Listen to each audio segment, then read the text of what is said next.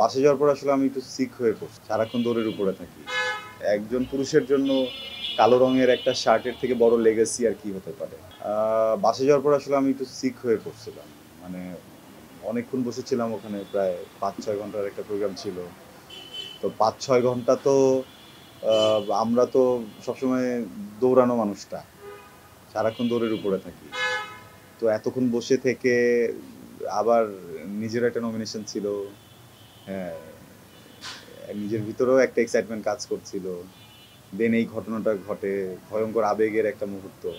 সবকিছু মিলিয়ে আমি আসলে অনেক টায়ার্ড ছিলাম। আমি বাসায় এসে ঘুমিয়ে পড়েছি। আম্মার সাথে আর কথা হয়নি। কিন্তু যতটুকু বুঝেছি যে সে অনেক খুশি। আমি আসলে ভিন্ন লুকে যাইনি। আমি আসলে সবসময় যেটা থেকে ওইভাবেই গেছি। পদ্মা সেতু, মেট্রো রেল এবং এলিভেটেড এক্সপ্রেসওয়ে নির্মাণের গর্বিত অংশীদার বসুন্ধরা সিমেন্ট।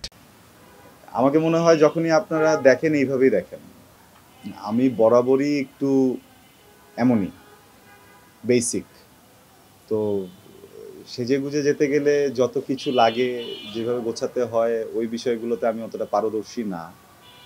যেটা হতো যে হয়ে উঠতো না, কিছু জগাখিচুড়ি হয়ে যেত। আমার কাছে মনে হয়েছে সো আমি যেভাবে সবসময় থাকি, ওইভাবেই যাই। মানুষগুলো তো একই, চেহারাগুলো একই, এই অঙ্গনটাও একই, সবকিছুই সেম। তো ঠিক আছে, মানে একজন পুরুষের জন্য কালো রঙের একটা শার্টের থেকে বড় লেগেসি আর কি হতে পারে? এর থেকে বেশি সুন্দর আর কি হতে পারে? অঙ্গনটাও একই, সবকিছুই সেম। তো ঠিক আছে, মানে একজন পুরুষের জন্য কালো রঙের একটা শার্টের থেকে বড় লেগেসি আর কি হতে পারে? এর থেকে বেশি সুন্দর আর কি হতে পারে?